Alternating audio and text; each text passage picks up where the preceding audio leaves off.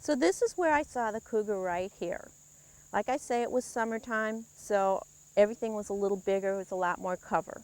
Right here there was a big marigold bush or something. And when I came home, I looked at it from over at the house, and it was laying down like this and looking around the bush. And all I saw was its head, and I thought, oh, there's a bobcat.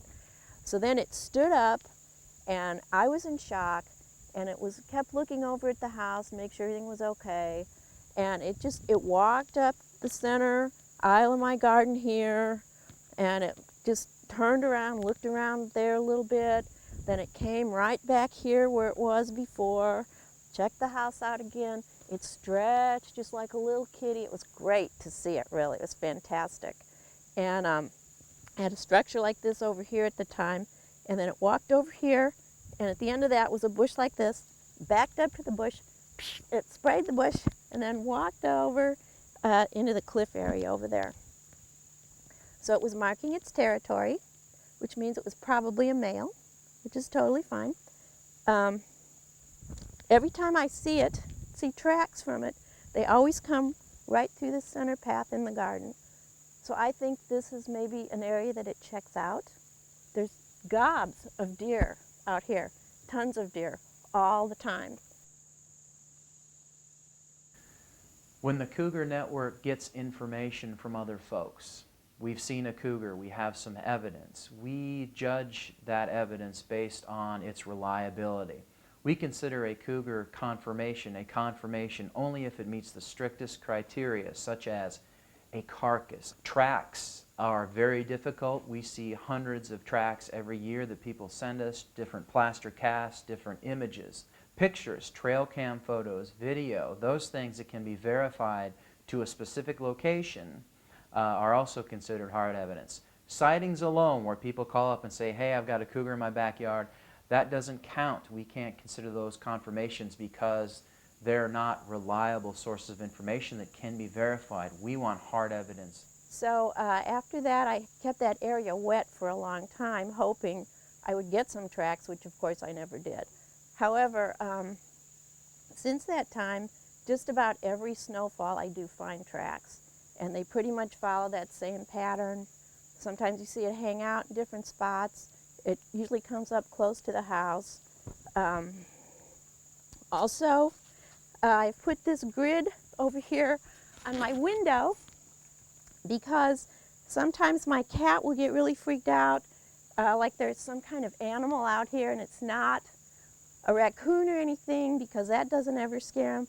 And I have found like spritz marks right on my house here. So I do think that the cougar does actually come up to the house at times, since there's no dogs here and it feels very comfortable. Now, for many years, if someone would have called and asked me, do we have mountain lions living in the state of Missouri? I would say, probably not. But now my opinion has changed. And I know that in the last few years that there is good evidence, it's been documented, that mountain lions are living in the state of Missouri, have lived in the state of Missouri. And it's typically in the south central counties. Again, it's in the more Ozark region of our state. And we have good evidence now. There's actually been video, there have been photographs taken of individuals. I don't think that there have been more than possibly 3 to 5. There have been a couple of animals that have been killed on highways, so we know that these animals have been hit by vehicles.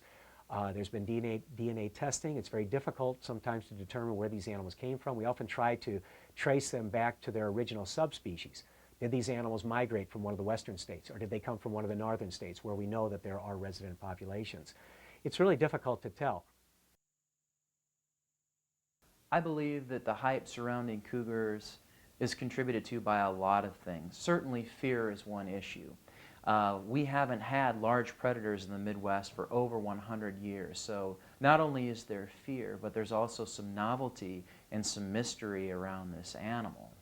Cougars were probably extirpated from Illinois and most of the Midwest around the turn of the 20th century. The last known dead cougar in Illinois was found right around 1860 or 1870. At first I was in shock, and then it was a little unsettling, and now When I do go out in my garden, I'm more aware. When I go walking in the woods, I bring a big stick with me. I'm not particularly afraid of it. I think I could scare it off if it was in the yard. Or the main thing would be if you startled it and walked up on it. And I try to be aware that that doesn't happen. For our Human Dimensions project, where we're sending surveys to potential respondents in North Dakota and Kentucky, we've received probably 1,000 or so survey responses. And to give you some interesting background on some of those responses, 30% of the people surveyed in those two states actually claim to have had encounters with cougars. Now this is interesting because North Dakota has a small population. Kentucky has no population of cougars whatsoever, so there's a lot of people that are having perceived encounters. We just don't know for sure what kind of animals they're having encounters with.